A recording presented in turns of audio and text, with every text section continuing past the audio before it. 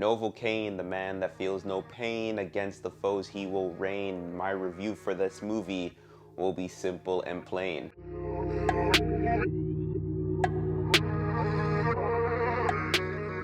Nathan Caine works at a bank and he finally scores the date with the representative that he's been eyeing for a few months now. The next day, the bank gets robbed and the girl gets taken hostage, and who better to save her than Nathan? And if you missed that sweet intro, he feels absolutely no pain. So this is an action film that pushes the human body to its limits, and I don't know, it kind of feels like a watered down version of Cranked High Voltage starring Jason Statham. I still found Novocaine enjoyable and it had some comedic moments, but it didn't pack the necessary force in its punches. In a way, it almost felt like it held back. And maybe that's because Nathan is a nerdy stay-at-home gamer, but ultimately when I saw the tattoos on his body, I thought he was going to be a little bit more of a badass. And I feel like that's because we don't really have many stoic characters like we did in the early 2000s. A lot of the characters now are written to be a lot more relatable to the average Joe in today's times. Like the scene was set, boy feels alone, boy meets girl, girl makes boy feel seen, girl gets taken, boy saves girl. I was also checking my watch along the way, so I guess you could say that Novocaine was slightly boring, but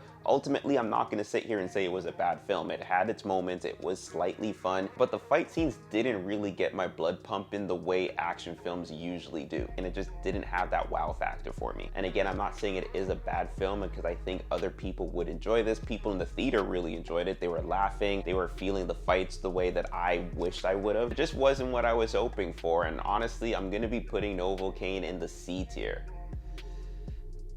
That's about it.